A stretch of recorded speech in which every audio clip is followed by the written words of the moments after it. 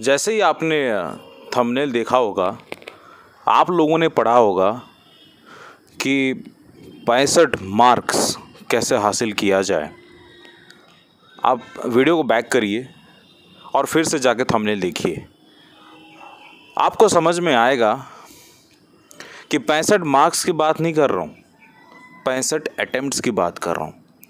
लोग इसमें काफ़ी कन्फ्यूज़न पैदा कर देते हैं। उनको लगता है कि 65 अटेम्प्ट्स यानी 65 मार्क्स कहीं ना कहीं आसपास उसी का स्कोर, लेकिन ऐसा नहीं होता है। आपको पता है कि 65 अटेम्प्ट्स करना आपको कभी कभी 70 मार्क्स भी दे सकता है और कभी कभी आपको 60 मार्क्स भी दे सकता है। तो जी हाँ, बिल्कुल आप सभी को स्वागत करता हूँ स्टूडेंट फरमाइश पे। हाय हेलो नमस्कार। और आज का जो टॉपिक है जिस पे हम बात करना पसंद करेंगे और चाहेंगे कि इस बात को लेके आगे जो भी एग्ज़ाम्स हो इस पे क्लैरिटी होना बिल्कुल आवश्यक है। 65 अटेम्प्ट्स IBPS RRB PO, क्या ये संभव है कि नहीं है? मैं बताना चाहता हूँ ये 100% संभव है। चाहे आप किसी भी शिफ्ट में क्यों ना हो, ये 100% संभव है। क्या ये 100% एक्यूरेसी के साथ संभव है? मैं फिर से बताऊंगा, ये 1000% एक्यूरेसी के साथ संभव है, क्योंकि यहाँ पे रीजनिंग और मैथ्स का ही खेल है। इंग्लिश तो आता ही नहीं है। अब सवाल खड़ा होता है कि इस 65 अटेम्प्ट्स तक कैसे छुएं, इर्रेस्पेक्टिव ऑफ कि हमारा शिफ्ट कौन सा है, चाहे वो 4th नंबर शिफ्ट है, चाहे 3rd है, ये चाहे भले 1st शिफ्ट क्यों ना है। तो कैसे इस चीज़ को संभव किया जा सकता है, मैं बताना चाहता हूँ। मैं पिछले साल के बारे में आप सभी के सामने जिक्र करूँगा। पिछले साल मैंने बस ऐसे ही एग्ज़ाम दिया था, एक सेल्फ गिवन एनालिसिस देने के लिए। और आप अगर मेरा पिछला वाला वीडियो देखेंगे तो वहाँ पे आपको पता चलेगा कि सिर्फ आई थिंक 42 अटेम्प्ट्स मैंने कुछ किया था और मेरे को 44 या 46 मार्क्स मिला था। यानी मैंने जितना अटेम्प्ट किया था उससे 2-4 मार्क्स ज़्यादा मिला था। मुझे यकीन भी नहीं था कि मैं क्वालिफाई करूँगा, क्योंकि मैंने जानबूझ के वहीं पर रख दिया था, मेरे को करना ही नहीं था आगे। तो बिलीव मी, मैं क्वालिफाई भी कर गया था। हालांकि मैं मेंस एग्ज़ाम लिखा नहीं था, बिकॉज मेरे पास जॉब है और मैं इस सिलसिले में नहीं था कि मैं इस एग्ज़ाम को क्रैक करूं। मैं बस एनालिसिस देना चाहता था और गलती से मैंने क्वालिफाई कर लिया। अब सवाल खड़ा होता है कि कैसे संभव होता है 40-45 मार्क्स एक स्टेट से भी आप क्वालिफाई कर सकते हो, किसी स्टेट में 60 भी कम पड़ जाता है। लेकिन हमको ये इंश्योर करना है कि भले हम किसी भी राज्य से अपीयर करें, हम 65 अटेम्प्ट्स तक छू सकते हैं। कैसे हो सकता है? सबसे पहले तो आपको हाथ खड़ा कर लेना चाहिए। जो भी स्ट्रेटजीज आपको बताई जाती है, आपको अपना स्ट्रेटजी अपनाना चाहिए।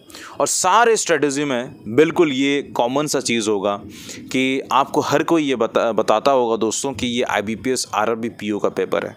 कभी कभी क्या होता है ना कि जब आपको पता रहता है कि सामने में कुआं है तो आप तो गिरना पसंद नहीं करोगे। बिल्कुल उसी तरह जब आपको पता है कि एक टफ़ पेपर आने वाला है, IBPS RRB है, ये एक टफ़ चैलेंज आप सभी को देगा, तो वाजिब है और सबको पता है कि IBPS RRB में क्वेश्चंस टफ़ भी आ सकती है। मसलन अगर 4th शिफ्ट तक पहुँचे तो वहाँ पे 50 अटेम्प्ट करना भी मुश्किलात हो सकता है। तो ये सबसे जहन में आप रख लीजिए सबसे पहले कि yes, paper is going to be tough. और आपको लगता होगा कि सर आप डरा रहे हैं। मैं डरा नहीं रहा हूँ, आपको खुशियाँ मनाना चाहिए, क्योंकि अगर आपकी मॉक टेस्ट में 45 भी आ रहा है, 50 भी आ रहा है, तो फिर आपको घबराने की ज़रूरत नहीं है। वो गुड इनफ स्कोर है। आपको कौन बोलता है कि वो बेकार स्कोर है? 45-50 स्कोर भी अगर आपके मॉक टेस्ट में आ रहा है, आप एक एक्स्ट्रा पुश लगाते हो एग्जामिनेशन में, माहौल उस तरीके का रहता, 55 तक जा सकते हो, या 50 भी अगर आपने बना लिया तो कोई बैड स्कोर नहीं है, ये काफ़ी अच्छा स्कोर है। तो अब बात आता है कि अब ये 65 तक कैसे पहुँचे, ये मैजिकल फिगर कैसे हम हासिल करें, ताकि हम अपने आप को ये इंश्योर कर पाएँ कि हाँ जी, मतलब कोई दिक्कत तो हमको नहीं होने वाला प्रीलिम्स क्वालिफाई करना है। तो वो क्या होना चाहिए? सबसे पहला, आपको पता है कि यहाँ पे आप जो सेक्शन को जो है वो आप स्विच कर सकते हो। यहाँ पे कोई बंदिशें नहीं है कि आपने इस सेक्शन को अटेम्प्ट किया तो आपको 20 मिनट उसी में बैठना है। ये आपको वो फ्लेक्सिबिलिटी देती है, और क्यों ना, बिकॉज 45 मिनट का पेपर है, अगर उसमें भी फ्लेक्सिबिलिटी नहीं होगा तो फिर इंसान जो है वो उतना अटेम्प्ट छू नहीं पाएगा। तो आप ये समझिए कि आपकी फेवरेट सेक्शन कौन सी है। हो सकता है कि मेरे जैसे काफ़ी लोगों को मैथ्स अच्छा लगता हो, किसी को रीजनिंग अच्छा लगता हो। रीजनिंग बाय डिफ़ॉल्ट हर किसी का अच्छा होता ही है, लेकिन उनमें से भी कई ऐसे लोग हैं जिनका फेवरेट सेक्शन बन जाता है रीजनिंग। तो आप बेझिझक, पहले मैथ्स का पेपर भी खुल रहा है, आप सीधा स्विच करिए रीजनिंग के सेक्शन पे। आपने रीजनिंग बना लिया, आपको पता है कि पेपर टफ है, एक आध पजल बन भी नहीं सकता, तो कोई दिक्कत नहीं है उसमें। अगर आप 30 भी स्कोर कर लेते हो या 30 तक पहुंच भी लेते हो, तो माइंड यू 30 तक पहुंच जाना और बाकी आपको 25 या 30 अटैम्प्ट्स अगर आप मैथ्स में कर लेते हो तो वो 65 का जो मार्क्स है उसको भी आप हासिल कर सकते हो। अब अटैम्प्ट की बात नहीं कर रहा, मार्क्स भी आप हासिल कर सकते हो। So it's up to you कि आप सेक्शनल शुरुआत जो कर रहे हैं वो जोश के साथ करना चाहिए। आप अगर रीजनिंग के साथ कर रहे हैं, बैंग ऑन, आपको रीजनिंग के साथ शुरुआत करना चाहिए, तो फिर आपकी अटेम्प्ट जो है वो लाजवाब होना चाहिए।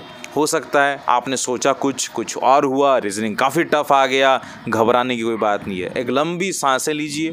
मेरा अनुभव ये कहता है कि एक शिफ्ट अगर टफ भी आता है, दूसरा शिफ्ट जो है वो ईजी रहता है उसको काउंटर बैलेंस करने के लिए।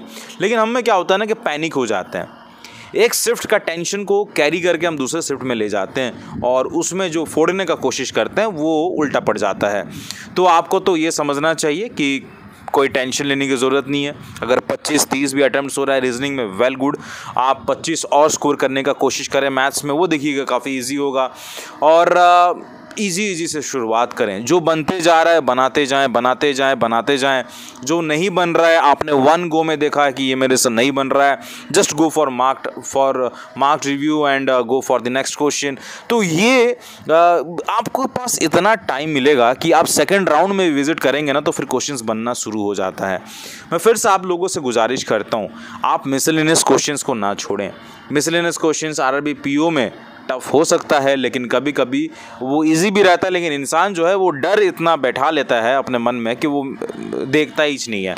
तो इसलिए मैं चाहता हूँ दोस्तों कि मैं आप सभी को विश करता हूँ ऑल द वेरी बेस्ट। आपके पास जरिया क्या है यहाँ तक पहुँचने का? आपके पास जरिया है आपकी प्रैक्टिस। आपकी प्रैक्टिस कहाँ से होगी? मॉक टेस्ट से होगी। अब इन चंद दिनों में आप अपना समय बर्बाद ना करें, ओनली मॉक टेस्ट। मैंने भी अपने दिनों में, मैं नहीं बोलूँगा अपना दिन ख़त्म हो गया है, बहुत कुछ अभी ज़िंदगी में और भी आगे कुछ करना है, लेकिन मैंने जितना भी अभी तक देखा है दोस्तों, IBPS RRB without mock test नहीं हो सकता है, क्योंकि इसमें प्रैक्टिस एक बहुत बड़ा गेम प्ले करता है। मैं कोशिश करूंगा कि आप लोगों के साथ हमेशा जुड़ा रहूं। आप मुझे इंस्टाग्राम पे फॉलो कर सकते हैं, टेलीग्राम पे बिल्कुल मेरे साथ जुड़िएगा, और जितने भी प्लेटफॉर्म है हम सब में आप सभी के सामने उपलब्ध रहेंगे। और मैं आपसे इजाज़त लेता हूं, अभी मिलूंगा नेक्स्ट वाले वीडियो पे। तब तक के लिए जय हिंद, जय भारत, शब्बा खैर, लव यू ऑल। अपने सेहत का बिल्कुल ध्यान रखिएगा। नमस्कार। आप अपने कमेंट के बॉक्स में बिल्कुल लिखिएगा कि आपकी प्रैक्टिस कैसे चल रही है, कितना मार्क्स आ रहा है, बताइएगा। नमस्कार।